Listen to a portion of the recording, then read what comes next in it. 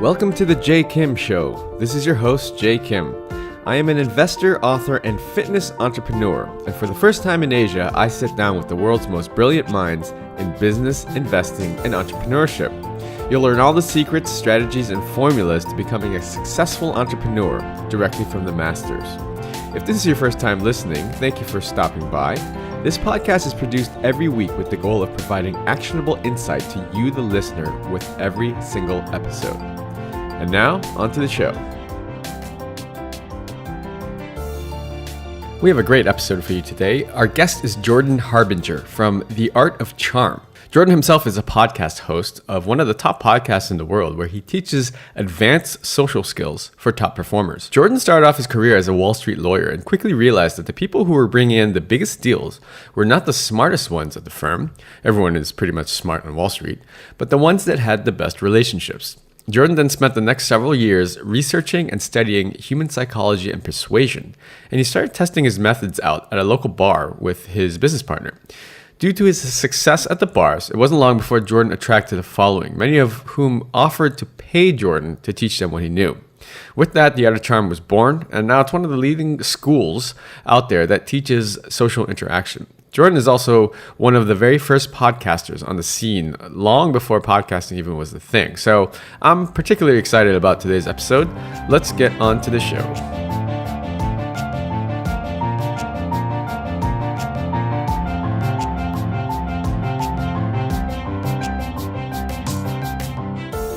Jordan, welcome to the show. We're very happy to have you here on the Jay Kim Show. First of all, congratulations. I know you got married recently, so congrats on that. Thanks, man. I appreciate it. Yeah, I'm excited to speak to you today because actually you're one of the inspirations. I mean, I've listened to your show for a while. You were one of the first podcasters on the scene before anyone even knew what podcasting was. And before there was a scene. Before there was even a scene. So very happy and excited to have you on the show. For our audience in Asia, why don't you tell us a little bit about yourself? Who is Jordan Harbinger? What do you do for a living? Sure. So my name is Jordan Harbinger, and I am a broadcaster. But I used to be a Wall Street attorney. And before that, I was just a regular guy. No, I really wasn't cut out to be an attorney. And I knew it all along. And when I was there, so in America, we do this sort of summer internship. And I started with a law firm. And what they do is they pay you ridiculous amounts of money, like $25,000 for the summer, to go and watch plays and hang out and go to fancy restaurants so that you think this job is amazing. And then they put you to work in like a sweatshop, slave labor style, only it's a Manhattan skyscraper. They do that to you / with you when you join for real after law school. Well, there's supposed to be this summer mentorship program, and the mentor that I had was never in the office. And these mentors are assigned. They don't volunteer. It's not something they want to do, most of them. It's assigned. And a lot of them really enjoy it because you get to rock the company expense account over the summer, going to see Blue Man Group and having $90 lunches or $190 lunches. And my mentor was never there. So one day, HR, who's basically human resources, the hiring department, who's kind of handling this summer associate class, as they call it, is like, how's everyone's mentorship program going? And I, of course, I'm like, I don't have one. I'm like, what? Who's your mentor? I'm like, I think his name's Dave. And they're like, oh, Dave. Right. And everybody thought like, oh man, you're so lucky. Dave's your mentor. This is amazing. All the partners were saying that. All of the senior associates were saying that, but none of the summer associates were laughing at me because I hadn't. Basically, my mentor kind of ditched me. So HR made him take me out for coffee, and he was like, ask me anything you want. And I said, how come you're never in the office, but you're a partner? Doesn't make any sense. And he was really shocked by that because obviously you don't talk to partners that way generally. But I was like, look, let's be candid here. What the hell are you doing all day? Are you working from home? What's going on? And he told me that he brought in all the deals for the law firm, for our department, not for the whole firm, but for our department, which is real estate. And I just was like, wait a second. You bring in deals so you don't have to show up to work? And he's like, yeah, my time is more valuable outside the office than it is inside the office because I get $1 million deals every quarter.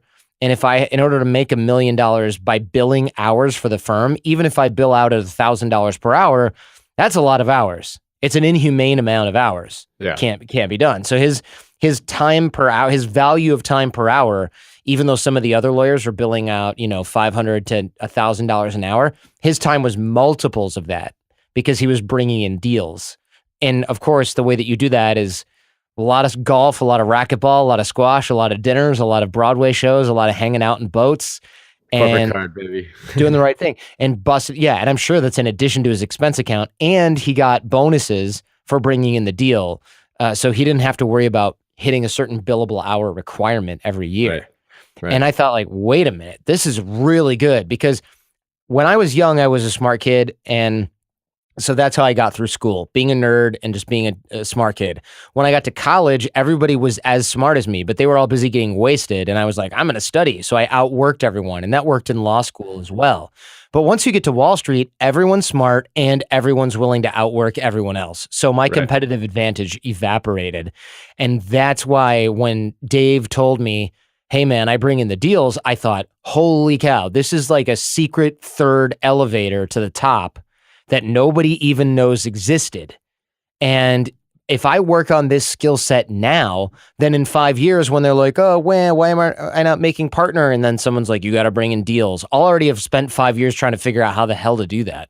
So I'll get my competitive advantage back. That was my plan for the law game. That's why I started studying psychology, persuasion, influence, and sales, and all the other things, all the other components of the art of charm. So it sounds like, so this guy was like a Harvey Specter, right? Like from Suits, and like he was just like the rainmaker of the firm. Like was he like mid-40s, something like that, and just killing it? I feel like he was in his early to mid-40s and he was cool. I mean, my first impression was that he was cool. And I know that sounds weird and juvenile, but let's be honest here. I get interviewed at this New York law firm. Everyone's kind of like, all right, what do you want to do here? And this was a job seekers market. We were printing money. This is 2006, height of the financial baloney. That's right. And this is real estate and derivatives. So basically, they're looking for, do you have a pulse? Can you get to work more or less on time? And can you read English? And I'm like, yes. And do you have a law degree from a top school? Yes. All right, fine. But Dave was kind of like, all right, let's throw the football around inside my office. And he was throwing me this like football and playing with it, we're playing with it back and forth and talking. And I remember being like, this guy's super cool and chill. Whereas I remember a lot of the other partners being like, I know I have to ask you some questions or something, right? And interview you, but I'm basically too busy and I just want to make sure you're not a psycho. But Dave was really putting me at ease. So yeah, I guess he was kind of like that, but he wasn't like this smooth bastard where you think like, oh, of course, this guy, everybody knows this guy. Yeah.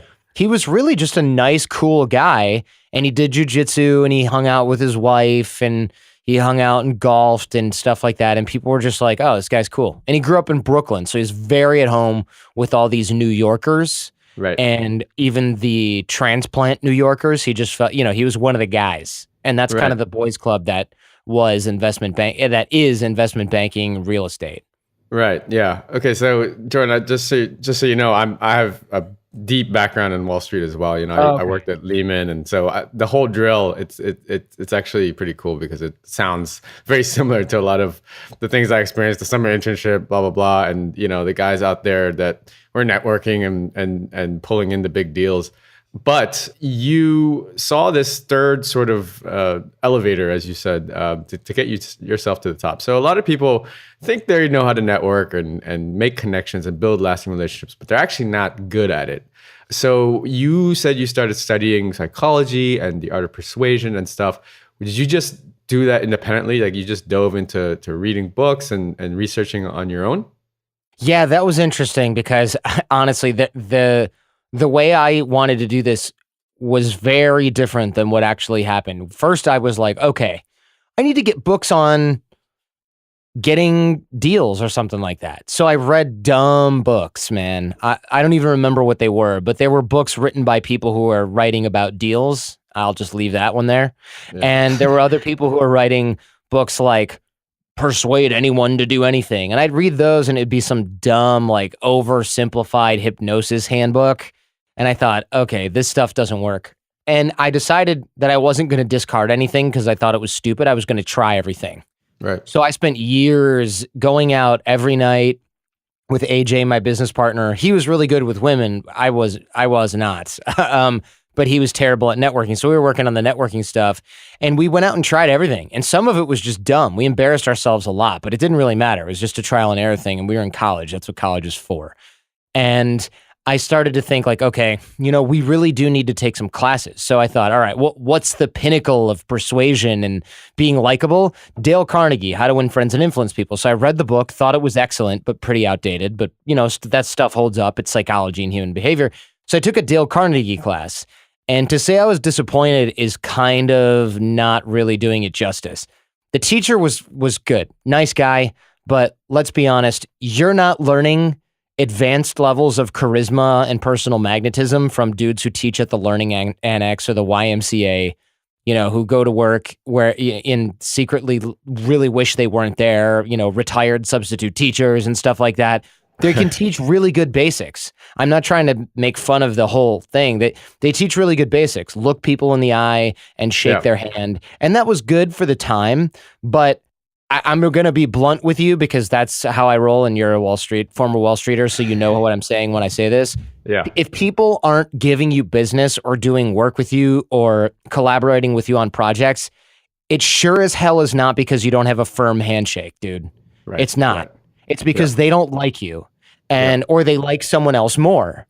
Not that they dislike you, but they like someone else more. They know, like, and trust someone else more. Trust is even more important. We can get to that in a minute, but it's true. And the reason that you don't learn this stuff in Dale Carnegie classes or these big sort of charisma classes or these 10-person workshops or 20-person workshops is because in order to teach people real magnetism, it's not about adding things onto their personality. It doesn't matter if they remember, hey, Jay, how's your daughter's tennis lessons going? Well, Jordan remembers my daughter takes tennis lessons. What a charismatic guy. Not a real interaction, right? Not a real thing.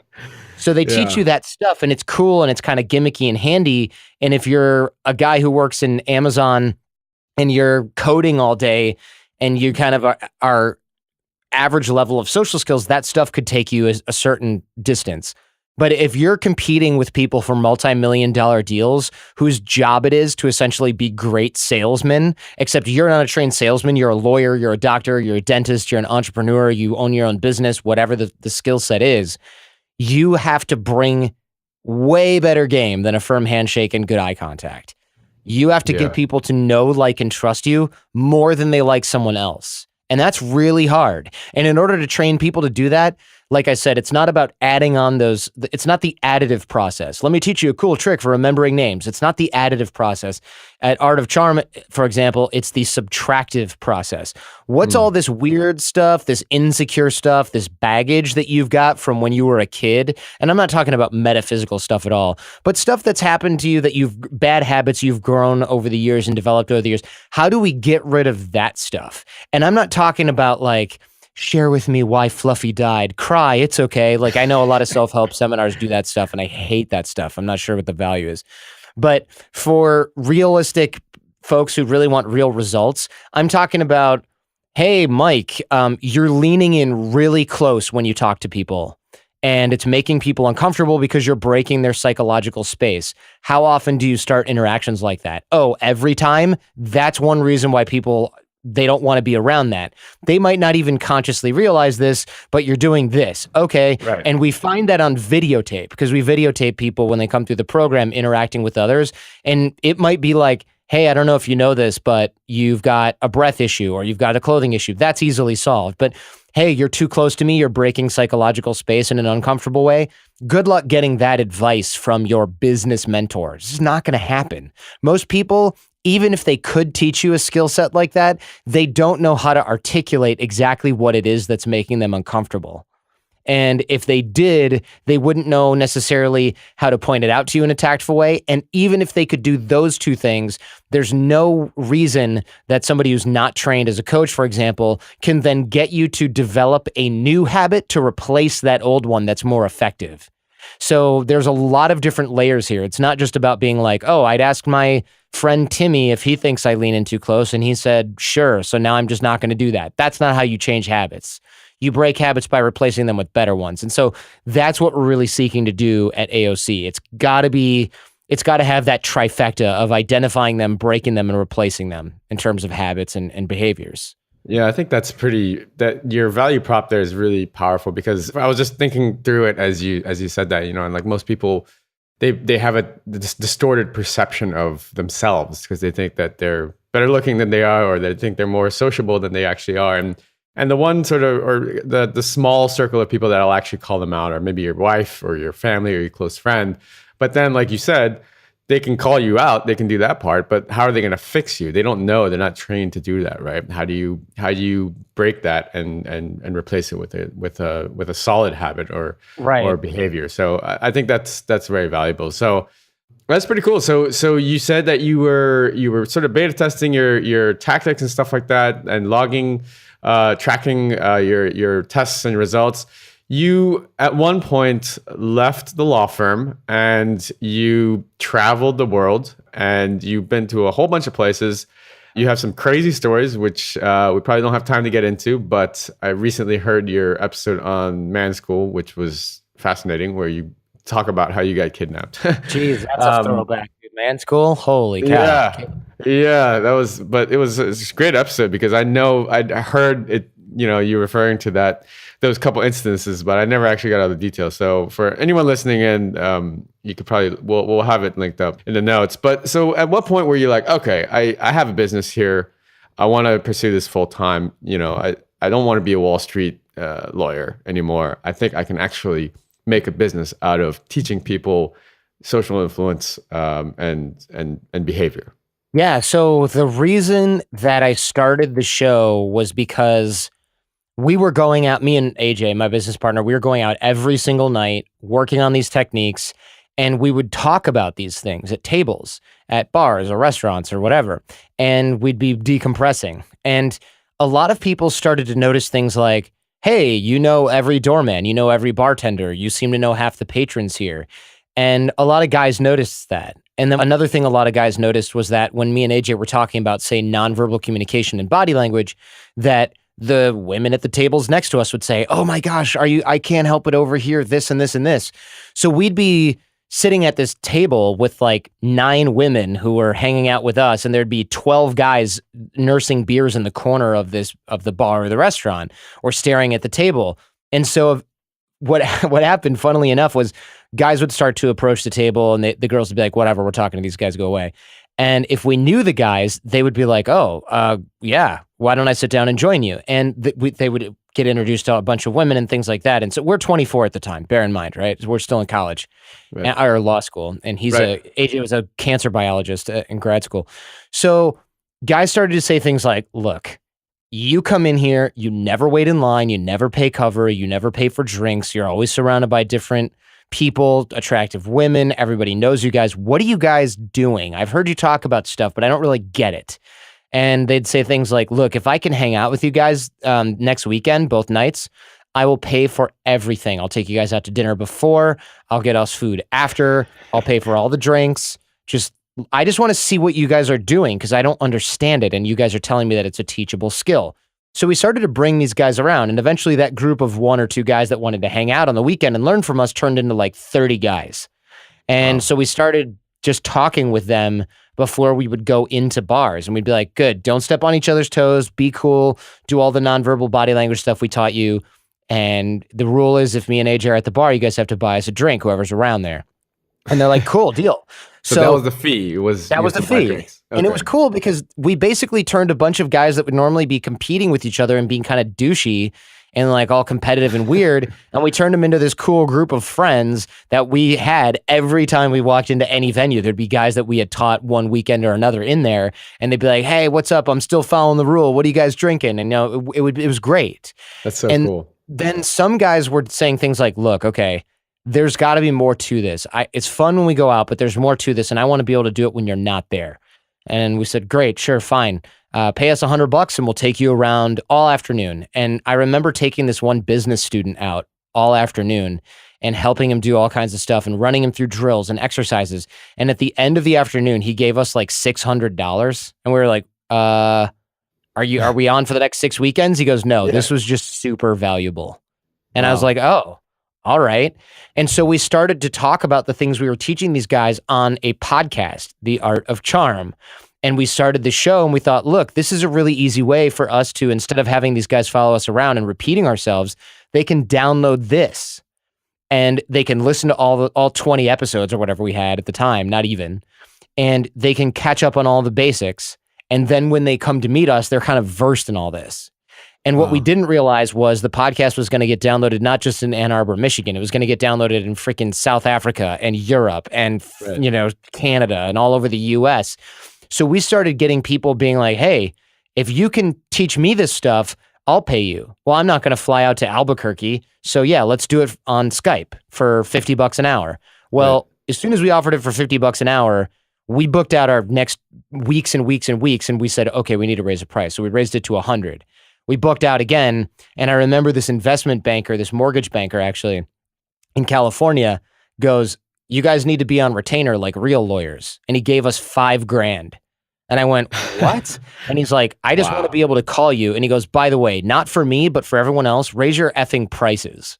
Yeah. And I said, well, but we're not really coaches. He goes, no. I've hired all those coaches. You're much better than they are at this.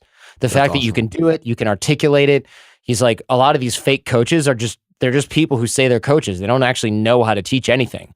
They're people who created a website to sell a product. They don't know how to teach this stuff. So that sort of got around both online and offline. And I remember one guy just said, look, if I can come and stay with you for a week in New York, I'll give you $7,000. And I thought, you got a deal, man. So I brought up we brought up our other friend, Johnny, who still works here at AOC. And he created a little curriculum and he took this guy out for 7 or 8 straight days, sent him off. And then we talked about that experience on the podcast.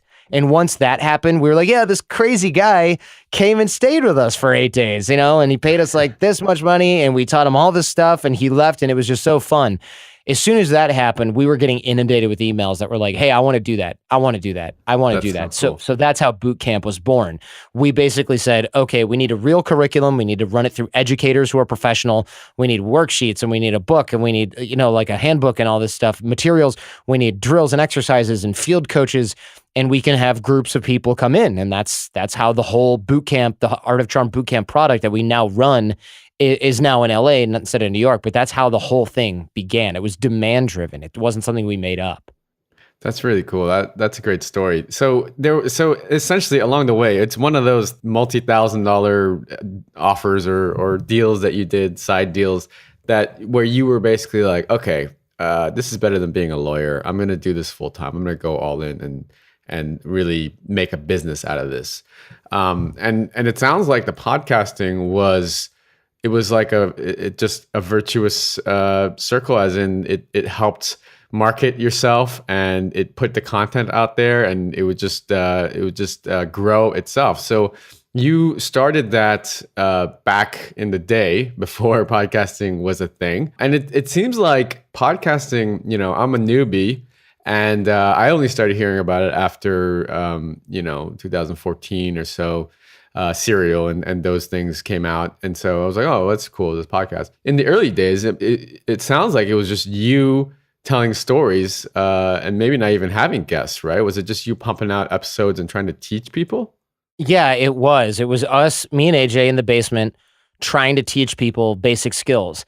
And then I remember once we were like, oh, we're releasing every week. Cool. Why don't we interview somebody and get their stuff for free, their program and their books and stuff? So they sent it to us and we were like, whoa, we can get free books? This is amazing. So we kept doing that and interviewing. And then AJ was like, look, I don't want to turn this into an interview podcast because there's a lot of those, which is funny because there still are, because it really is an easy way to create content. Yeah. And I started interviewing people and trying to keep those at a minimum, but they just turned out to be good. And it was easier than trying to, once I moved to New York instead of Ann Arbor, it was much easier than meshing schedules with AJ was to interview somebody. And then we also saw that if we interviewed somebody who was kind of popular, they would link to us on their blog. Right. And then 100 new guys would start listening. And then we'd interview somebody else. And then 100 new guys would start listening because of that. And then we're like, whoa, wait a minute. That was sort of the original get a big name, they'll send you their audience. But back then it actually worked, right? Because they had personal blogs. No. I mean, if you, like, for example, you interview me here you might tag me, I might retweet it, but like I'm not mailing it out to my list. Exactly. It doesn't make any sense. But back then it was like I was on this thing called a podcast, and you can download an MP3 to your computer and play it, and it's me talking with this guy. And people were like, "What? Cool, man." So they would download it and play it in Winamp. I mean, that was how this stuff worked back then. Yeah, Winamp, that's right. Yeah. So yeah, because I listen to your podcast and it's like, I think one of your intros or outros or segments is like whether you're the first time listener or your 500th episode, and I'm like, damn, 500 episodes, that's insane, and you're up to way more than that now. Which sort of episodes are your highest downloaded or most popular ones, if there's like a handful of them? And the highest what subject matters? Yeah. The highest rated or most downloaded are the Toolbox episodes at theartofcharm.com/toolbox, because those are years, some of them are years old, some of them are weeks old, but those are things like resilience, body language, eye contact, vocal tonality, the way you sit, stand, and walk, things like grit. Depression is one of the things that we're covering soon as well. A lot of things that are really concrete tools, and those are the ones that are taught by the faculty, and that's a loaded word, at Art of Charm. So it's me, AJ, Johnny, the other coaches. We talk about things that we teach at boot camp, and we really go deep dive, versus some of the other shows, which are guests. The guests do get tons of downloads. I mean, Neil deGrasse Tyson, Mike Rowe, those kind of folks, they get a ton of downloads. But the Toolbox really is where people just start going crazy and downloading those things hundreds of thousands of times, because that's where there's a lot of every hour long Toolbox that you listen to, you're going to have like 20 things that you can change and use right out of the box on persuasion, negotiation techniques, influence, body language, all that stuff. So those are extremely popular. Are the sort of, how do I talk to attractive women? Are those, I imagine those are probably pretty popular as well.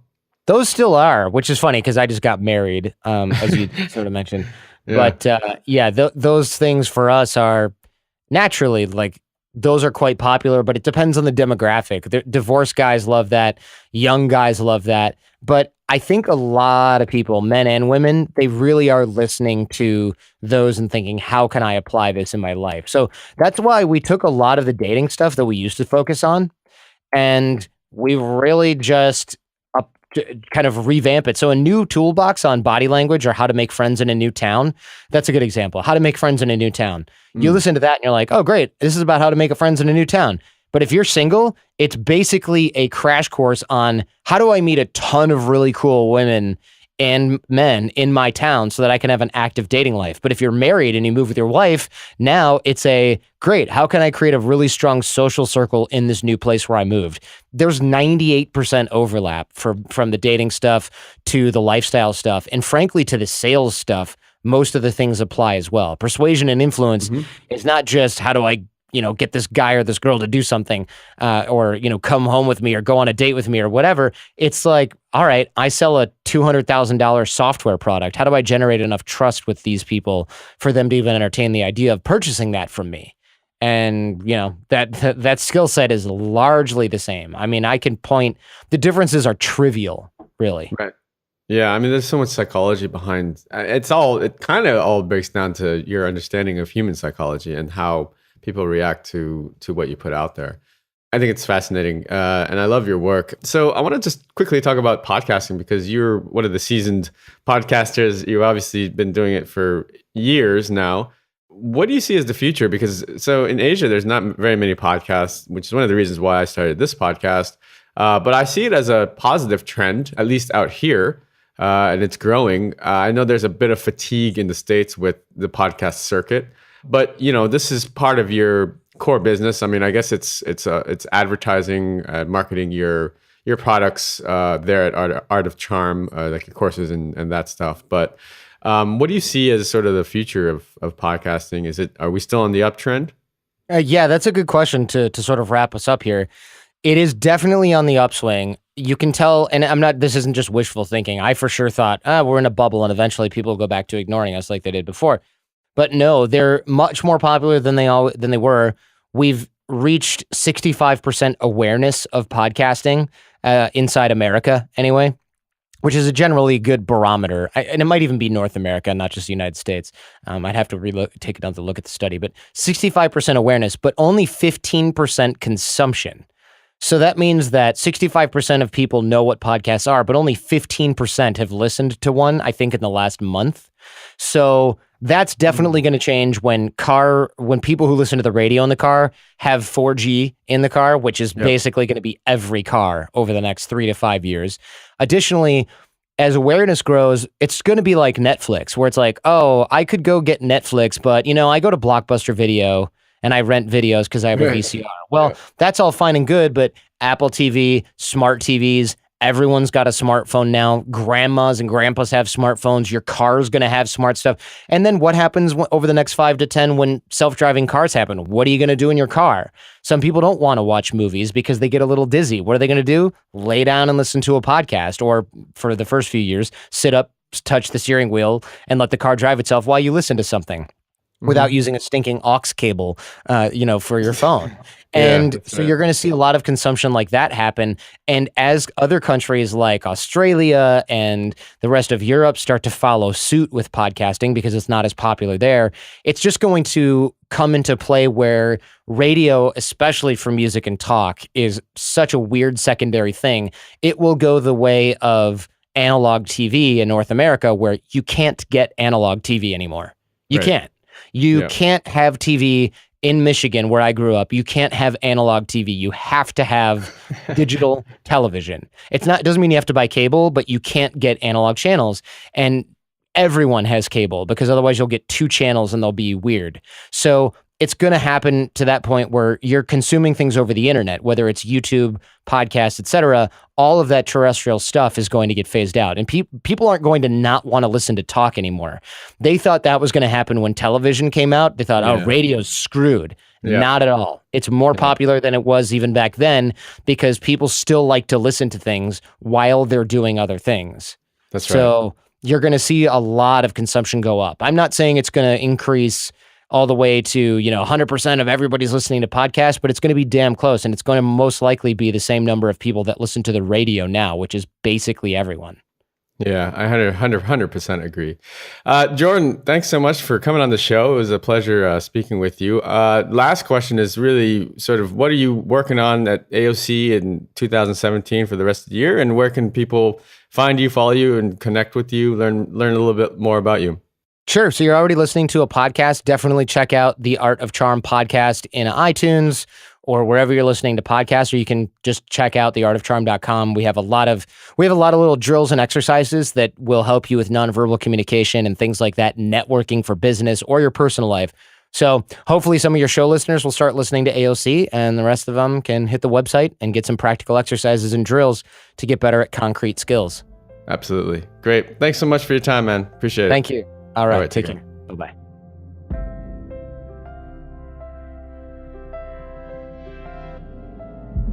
I hope you enjoyed today's episode. All the show notes and links can be found over at jkimshow.com.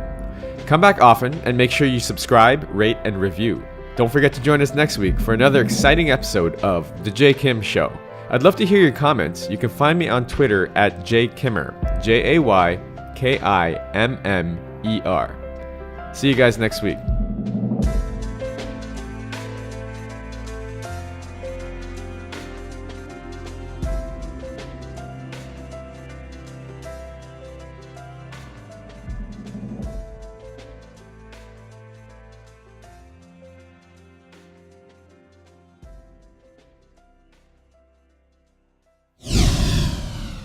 This podcast is brought to you by Hack Your Fitness, the high achiever's guide to getting ripped in under 3 hours a week. If you're anything like me, you're probably working a full-time job or jobs and trying to find time to balance family life, social life, and last but not least, fitness. Look, I get it. I'm a full-time investor and entrepreneur myself, and father of 2. So how am I able to stay fit year-round without spending hours and hours in the gym killing myself on the cardio machine? After struggling for the last 15 years trying every workout and diet under the sun, I finally designed a system that allows me to achieve and maintain single-digit body fat for life in under 3 hours a week. Cardio not required. Head on over to hackyour.fitness and download my free 13-page guide that teaches you the simple science behind efficient fitness and smart nutrition and gives you everything you need to know to finally take control of your life. That's hackyour.fitness.